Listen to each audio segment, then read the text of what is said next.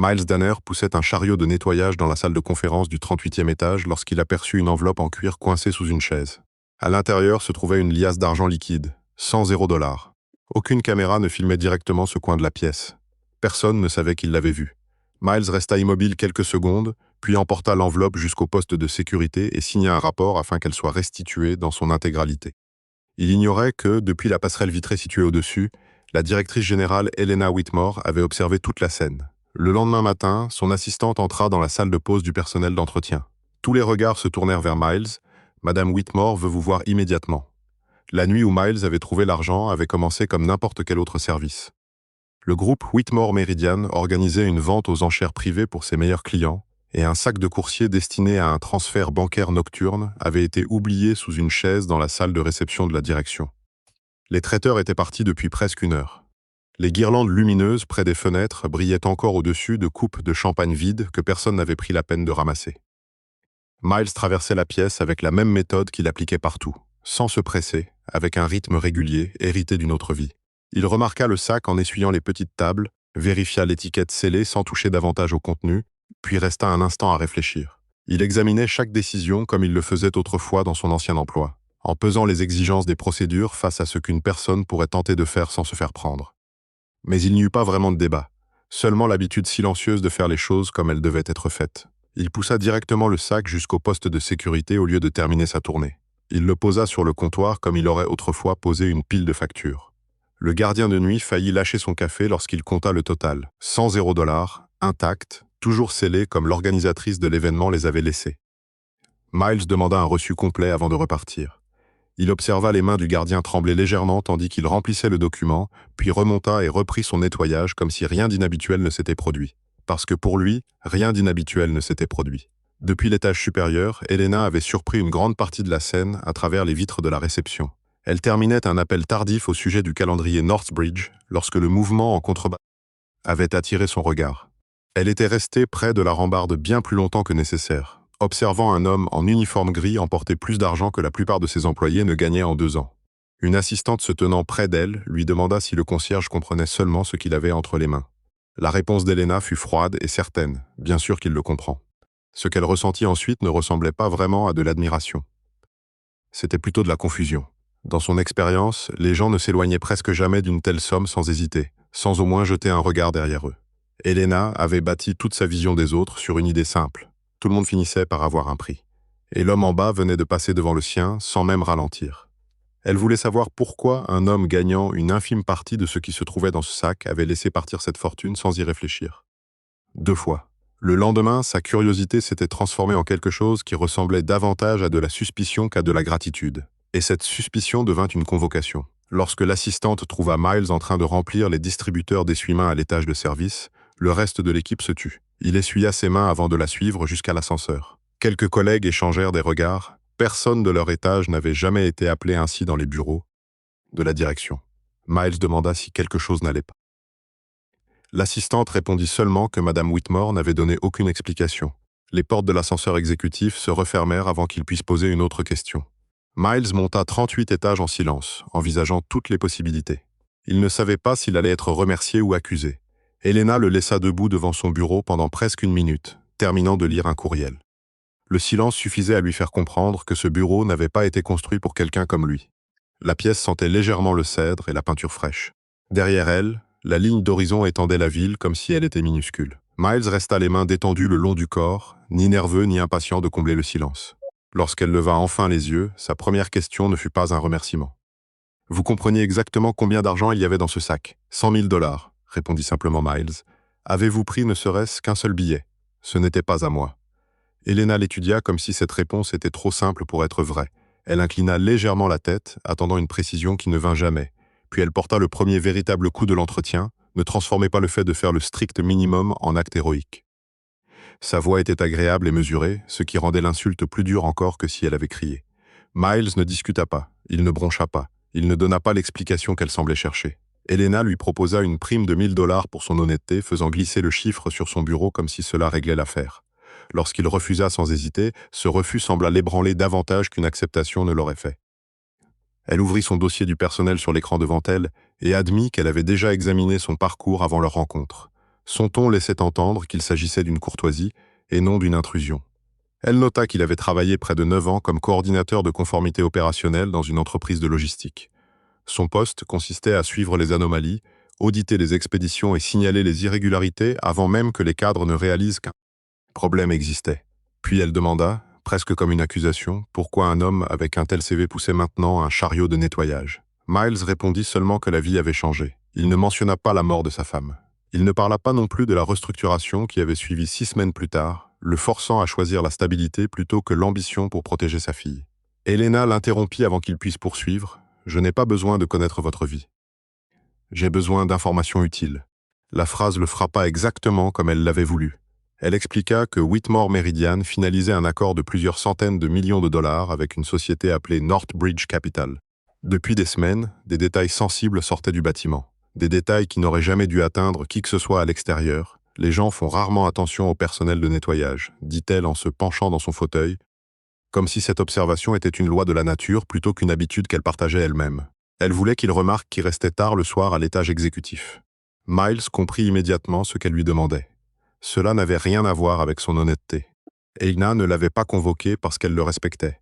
Elle l'avait fait parce qu'elle voyait en lui quelqu'un d'assez invisible pour être utilisé. Une paire d'yeux que personne ne penserait à surveiller.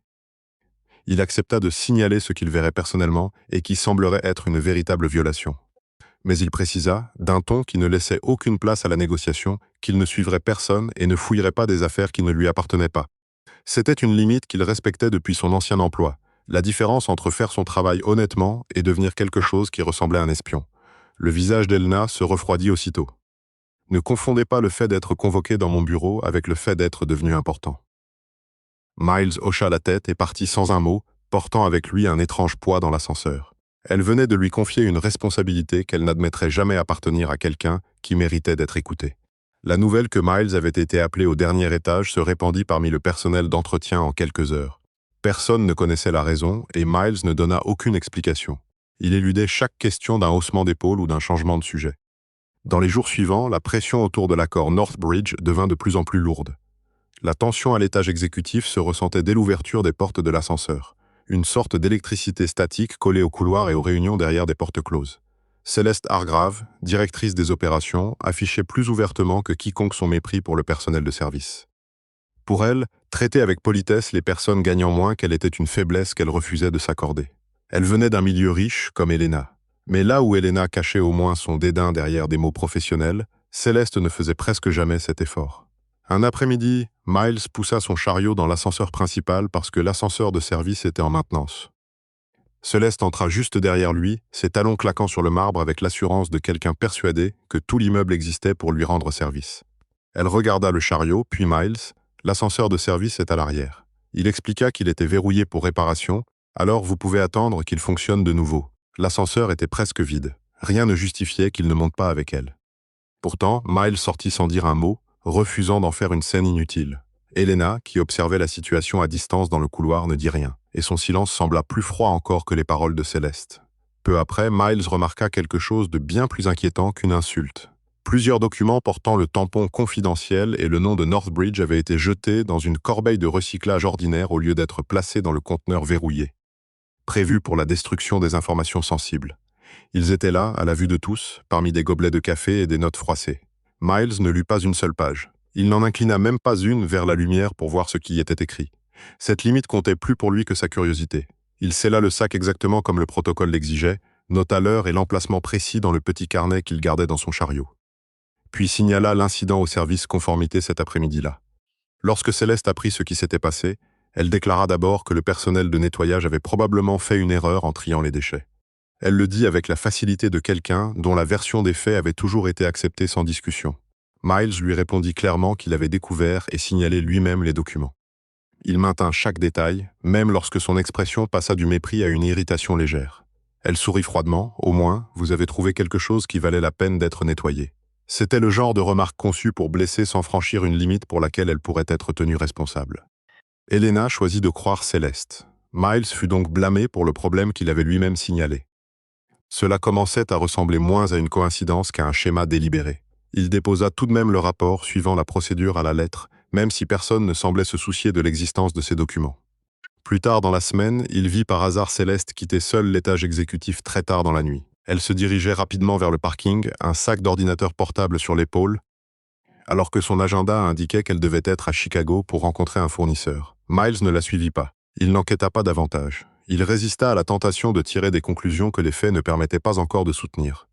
Il nota simplement ce qu'il avait vu, la date, l'heure, la direction qu'elle avait prise. Puis il termina son service sans y penser davantage.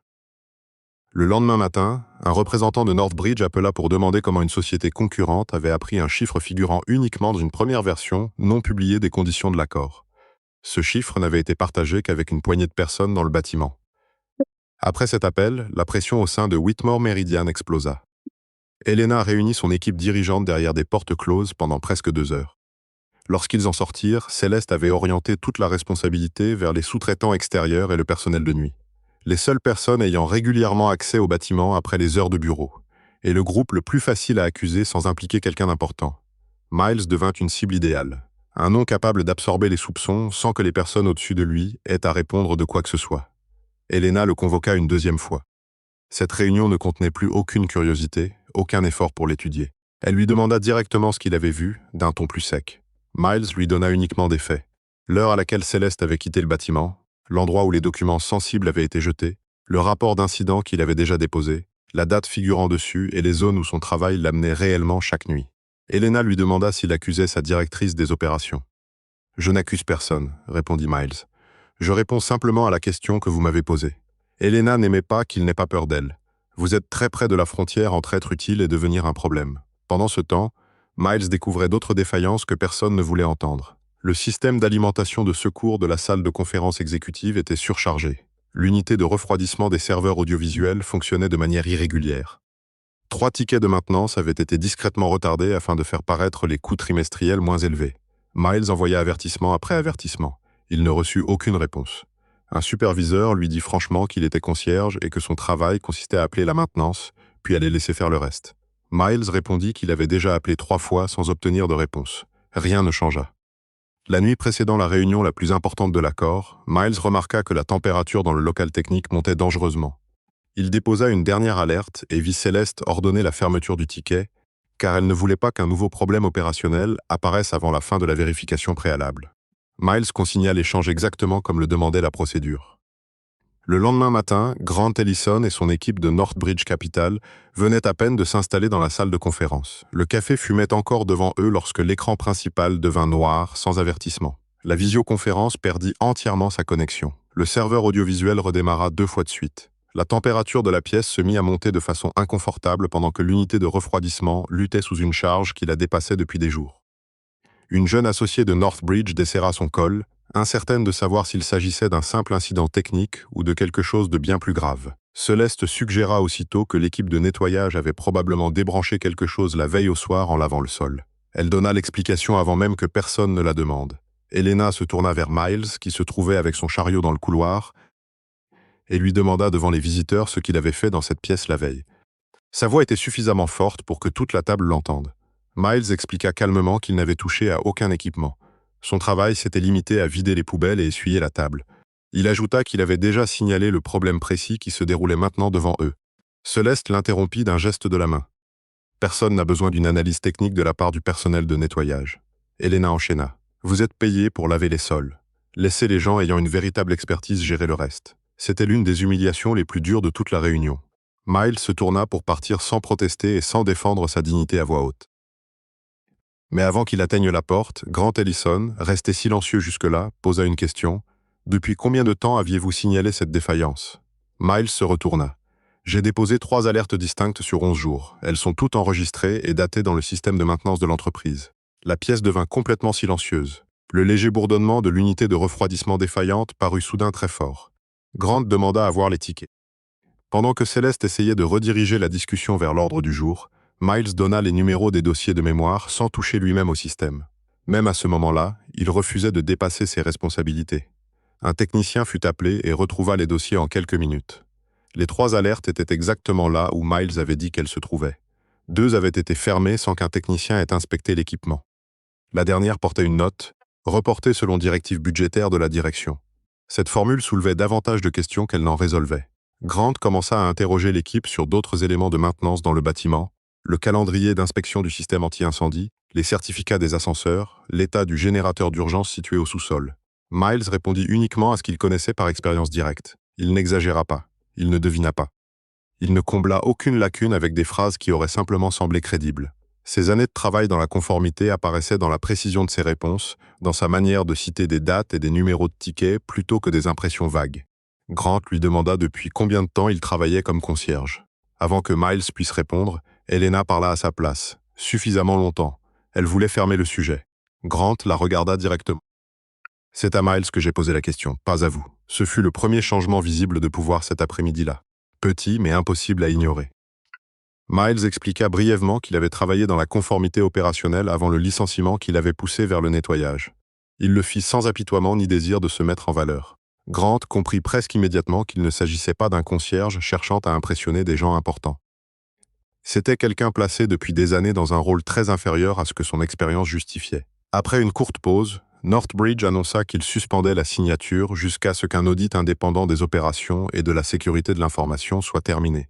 Lorsqu'Helena regarda Miles après cela, son visage n'exprimait aucune gratitude.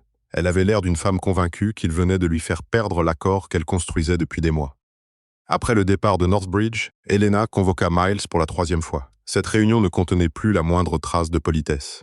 Elle l'accusa d'avoir dépassé ses fonctions, d'avoir fait douter le client de son leadership devant toute une salle, d'avoir discuté de problèmes internes devant un partenaire externe sans sa permission et d'avoir essayé de paraître important aux dépens de la carrière des autres. Miles lui rappela calmement que Grant avait posé la question.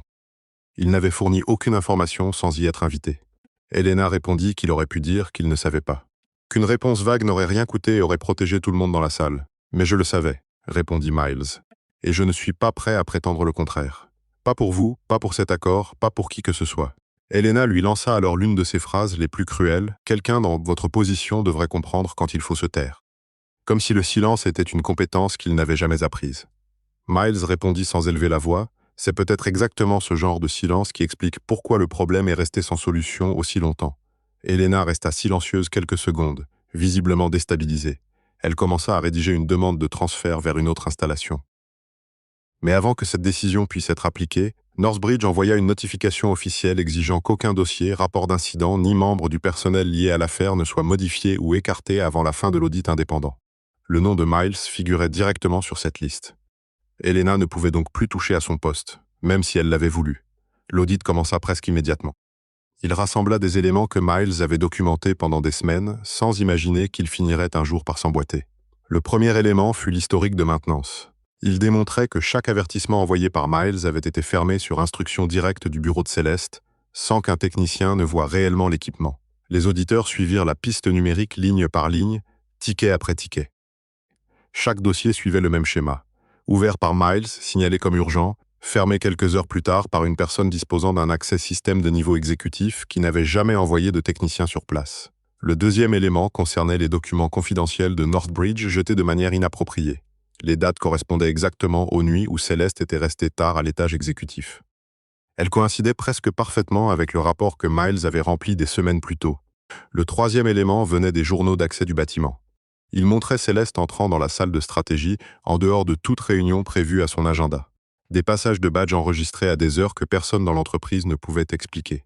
Le quatrième élément, le plus dommageable, était un courriel écrit par Helena elle-même. Elle y ordonnait à son équipe de ne pas montrer les chiffres préoccupants dans la présentation destinée à l'acheteur avant la finalisation de la signature. Les mots choisis laissaient très peu de place à une interprétation généreuse. Helena n'avait pas directement transmis d'informations à une entreprise concurrente, et l'audit établit clairement cette distinction. Mais elle avait volontairement amélioré l'apparence de l'état opérationnel de l'entreprise pour rendre l'accord plus facile à conclure. C'était une autre forme de malhonnêteté, même si elle portait un nom plus acceptable. Pendant tout l'audit, Miles continua à venir pour ses services habituels et à nettoyer les mêmes étages qu'avant. Les cadres qui avaient autrefois regardé à travers lui se taisaient désormais dès qu'il passait, incertains de ce qu'ils savaient déjà. Un après-midi, durant une pause dans l'examen des dossiers, Grant le croisa et lui demanda pourquoi il avait gardé chaque ticket au lieu de simplement les laisser tomber. « C'est la procédure », répondit Miles. Comme cela l'a toujours été. Grant évoqua les 100 $ du début de toute cette histoire. Miles lui donna la même réponse que le premier jour, cet argent ne m'appartenait pas. Grant comprit alors quelque chose d'essentiel. Miles n'était pas un homme qui agissait selon les occasions qui se présentaient à lui. Il agissait selon ses principes, que quelqu'un le regarde ou non. Le conseil d'administration se réunit en présence de Northbridge pour ce qui devint la plus grande confrontation de toute l'affaire. Une longue table était entourée de personnes qui avaient passé des semaines à éviter le regard des autres et se retrouvaient maintenant forcées de s'asseoir face à face. Miles fut invité à participer comme personne ayant fourni une grande partie de la documentation. Il arriva quelques minutes en avance et s'assit près de l'extrémité de la table sans attendre qu'on lui indique une place. Helena se raidit visiblement lorsqu'il entra. Il portait toujours son uniforme de nettoyage plutôt qu'une tenue d'affaires. Sa présence dans cette pièce semblait offenser une idée de l'ordre qu'elle s'accrochait encore à défendre. Céleste se battit avec acharnement. Elle affirma que Miles avait mal interprété les informations, qu'il avait dépassé largement le cadre de son poste et qu'il avait peut-être agi par rancœur après avoir été refusé à plusieurs promotions au fil des années. Elle essaya de le présenter comme un employé frustré cherchant désespérément à compter. L'auditeur ouvrit alors son historique de rapport d'incident sur l'écran partagé. Il montrait que Miles avait commencé à déposer ses alertes bien avant qu'Helena ne le convoque dans son bureau. Les dates étaient clairement visibles sur chaque document. Il n'était donc pas possible de parler de représailles, peu importe les efforts de Céleste pour inventer un motif. Céleste changea alors de stratégie. Pourquoi devrait-on croire un concierge plutôt qu'une directrice des opérations avec près de 20 ans d'expérience? Grant répondit immédiatement, sans hausser la voix. Un titre de poste change-t-il l'horodatage d'un rapport d'incident enregistré? Personne dans la salle n'eut de réponse. L'audit se poursuivit pendant 1 heure. Les journaux d'accès confirmèrent que Céleste avait téléchargé une série de documents retrouvés ensuite, presque mot pour mot, entre les mains d'une entreprise concurrente cherchant à faire échouer les négociations avec Northbridge. Des courriels personnels extraits de son compte professionnel révélèrent qu'elle négociait discrètement un poste avec cette même concurrente depuis près de 2 mois. Elle prévoyait d'utiliser ces informations internes sur l'accord Northbridge comme levier pour gravir les échelons. Le visage de Céleste pâlit à mesure que les messages défilaient sur l'écran. Elle cessa complètement d'argumenter. Elle resta assise, le dos contre son fauteuil, tandis que la salle se retournait contre elle, document après document. Elle fut suspendue sur le champ dans la salle du conseil et escortée hors du bâtiment par la sécurité moins de 20 minutes plus tard. Mais le règlement de compte n'était pas terminé. Nora Bellamy, membre indépendante du conseil d'administration depuis longtemps, avait très peu parlé jusque-là. Elle demanda finalement pourquoi des millions de dollars de coûts de maintenance différés n'apparaissaient pas dans le rapport transmis à Northbridge pendant la vérification préalable. Un courriel apparut peu après sur l'écran partagé, extrait directement des archives de l'entreprise. L'expéditrice était Helena Whitmore. Helena avait elle-même demandé à son équipe de retarder la divulgation des chiffres indiquant la dégradation des infrastructures jusqu'après la signature du contrat. Le langage du message était direct et impossible à confondre. Toute la table se tut, tandis que chacun le lisait à son rythme. Nora demanda à Helena si l'instruction venait d'elle. Après un long silence, Helena tenta de présenter cela comme une simple stratégie de négociation, le type de pratique que toutes les entreprises employaient à un certain degré. Grant n'était pas d'accord. Ce n'était pas une stratégie, déclara-t-il. C'était un risque que vous comptiez transférer à Northbridge une fois l'encre sèche, lorsqu'il n'aurait plus été possible de revenir sur les conditions. Helena avait perdu le contrôle de la salle. Tout le monde le ressentait. Elle n'animait plus la réunion. Elle ne faisait plus que la subir. Après une courte pause, Northbridge déclara qu'il était encore prêt à poursuivre l'accord, mais seulement avec de nouvelles conditions. Un audit opérationnel complet dans tous les départements. Une supervision assurée par un comité indépendant rendant directement compte au conseil. Une réduction temporaire du contrôle direct d'Helena sur la transaction. Et une protection officielle pour tout employé ayant rempli un rapport d'incident pendant l'examen, afin que personne ne puisse être discrètement écarté une fois l'affaire terminée. Grant regarda Miles. Je veux qu'il soit personnellement intégré à l'équipe chargée de l'examen opérationnel. Son ton ne laissait aucune place au débat. Helena n'en croyait pas ses oreilles. C'est un concierge, lâcha-t-elle, plus sèchement qu'elle ne l'aurait probablement voulu. Grant la corrigea sans hésiter. C'est son emploi actuel. Ce n'est pas la somme de ce qu'il est. La distinction frappa Helena plus durement que tout le reste dit ce jour-là. Dans les semaines qui suivirent, Céleste fut officiellement licenciée après que l'enquête interne eut confirmé tout ce que les preuves avaient déjà révélé. La nouvelle de son départ circula dans le bâtiment bien plus vite que n'importe quelle annonce officielle. Helena resta directrice générale pendant que le conseil examinait sa conduite lors de plusieurs réunions privées. Mais son autorité était désormais clairement limitée. Plusieurs décisions nécessitaient maintenant l'approbation du nouveau comité de surveillance. Northbridge ne quitta pas entièrement l'accord. L'entreprise conservait une réelle valeur une fois ses problèmes évalués honnêtement. Mais la confiance dans l'ancienne équipe dirigeante était définitivement brisée, et les nouvelles conditions reflétaient ce changement. Nora demanda aux ressources humaines de rouvrir le dossier d'emploi de Miles, ce qu'ils y trouvèrent surpris presque tout le monde. Au cours des 2 dernières années, Miles avait postulé à 3 reprises pour des postes internes liés aux opérations. Spécialiste de la conformité des installations, coordinateur des opérations et superviseur du contrôle des risques. À chaque fois, il avait envoyé un CV détaillé présentant exactement ce qu'il avait fait dans son ancienne entreprise. Chaque candidature avait été automatiquement rejetée par le système de recrutement en quelques jours.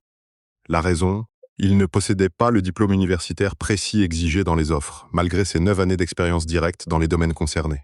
Personne à la table n'avait jamais vu ces candidatures. Personne n'en avait eu besoin. Le système avait décidé seul, bien avant qu'un être humain puisse les examiner.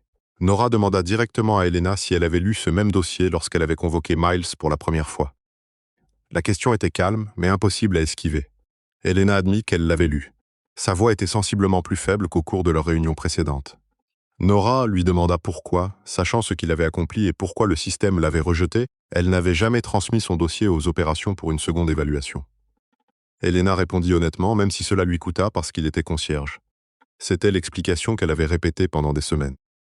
Mais cette fois, elle sembla souffrir de devoir la prononcer à voix haute. Nora la corrigea calmement, il faisait simplement le travail d'un concierge. Ce n'est pas la même chose. Cela ne l'a jamais été, pas un seul jour depuis qu'il travaille ici. Elena ne trouva rien à répondre. Pour la première fois depuis que Miles était entré dans son bureau avec un reçu de 100 $, elle sembla réellement douter d'elle-même. Le conseil proposa à Miles un nouveau poste, responsable de l'intégrité opérationnelle.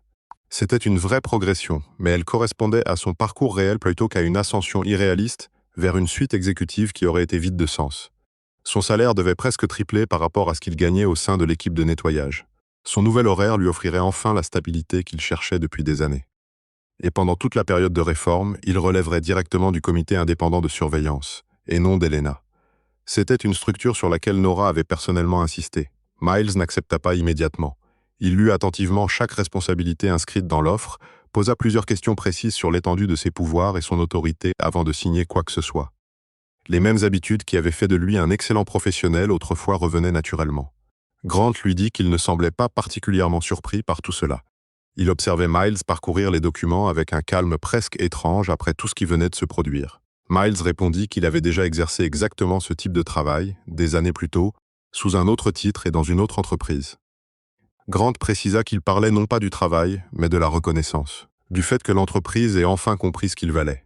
Miles regarda son badge, qu'il identifiait encore comme membre du personnel de nettoyage pour une dernière journée. « J'ai arrêté d'attendre ce moment-là il y a longtemps », répondit-il. Quelque part entre le licenciement et les longues nuits qui ont suivi.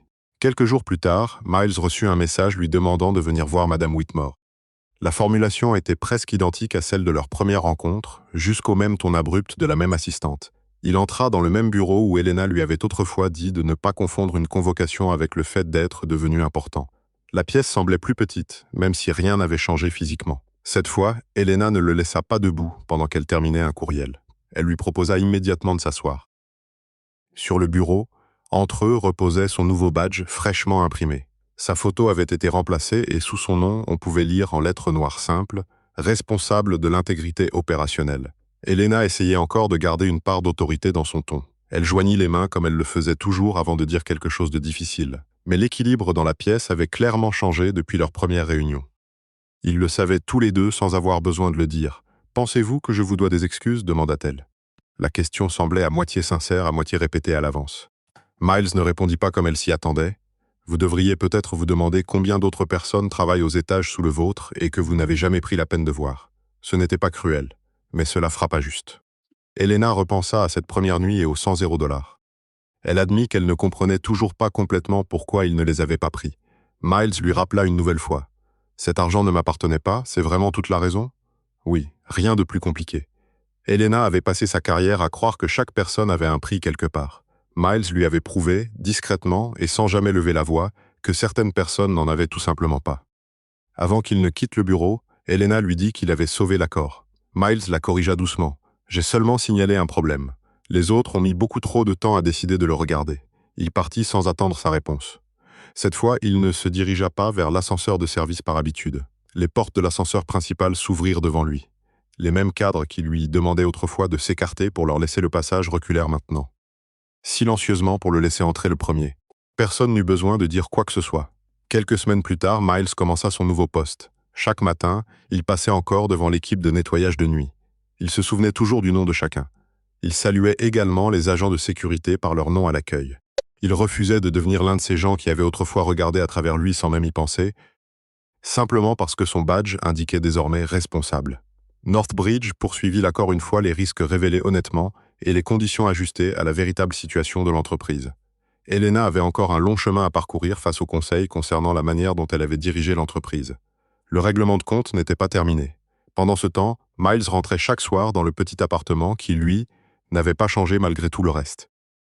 Un soir, sa fille Avery regarda son nouveau badge tandis qu'ils étaient assis l'un en face de l'autre à la petite table de la cuisine. Ils partageaient un plat à emporter, comme ils le faisaient presque tous les soirs depuis la mort de sa mère. Elle retourna le badge entre ses doigts avant de demander « Ils ont enfin compris que mon père était bon dans son travail ?» Miles sourit. « Non, pas exactement. » Elle attendit son explication avec la patience qui lui rappelait tellement la sienne. Il posa ses clés à côté de ses devoirs et réfléchit à la manière de le dire simplement. « Ils ont simplement fini par regarder, » répondit-il. « Et ce n'est pas la même chose que de devenir quelqu'un de nouveau. » Avery hocha lentement la tête. Elle semblait comprendre mieux que la plupart des adultes qui avaient passé les 2 derniers mois à apprendre cette même leçon de la manière la plus difficile. La nuit où tout avait commencé, Miles était un homme qui aurait pu partir avec $100 et disparaître sans laisser de traces. Mais il avait choisi de rendre l'argent sans la moindre hésitation, comme il avait traité chaque décision avant cela et chaque décision depuis. Quelques semaines plus tard, il avait obtenu quelque chose qui valait bien plus que cette somme. Un poste qui ne lui avait pas été offert par gentillesse, gratitude ou culpabilité, mais qu'il avait prouvé morceau par morceau, ticket après ticket, rapport après rapport, grâce précisément aux choses que des personnes comme Helena Whitmore avaient autrefois écartées, sans même leur accorder un regard.